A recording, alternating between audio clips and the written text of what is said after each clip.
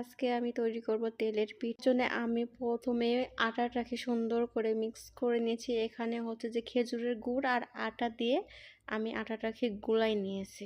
আমাদের আঞ্চলিক ভাষায় বক পিঠা বলে থাকি। বক সাইজটা কোনো রকম আসছে, যেহেতু আমি কোনোদিন করিনি লাইফে, এই ফার্স্ট টাইম। আমি আজ অব্দি যত পিঠা খাইছি সব আম্মুর হাতেরই খাইছি। আমি এবার ফার্স্ট একটু ট্রাই করলাম পিঠা করার। আসলে প্রবাসের মাটিতে তো আমরা দেশীয় খাবার খেতে পারি না, তাই অনেক দিন থেকে ইচ্ছা হচ্ছিল যে পিঠা খাবো। দেশের বাইরে থাকলে যে কত কিছু খেতে মন চায়, যারা আসলে দেশের বাইরে আছে, প্রবাসে আছে, তারাই একমাত্র জানে। তো যাই হোক, পিঠাগুলা ভালোই ফুলছে, যেমন করে বানায় না কেন ভালো। আমি ভাজতে ভাজতেই খাচ্ছিলাম, কারণ দেখে লোভ সামলাইতে পারছিলাম না।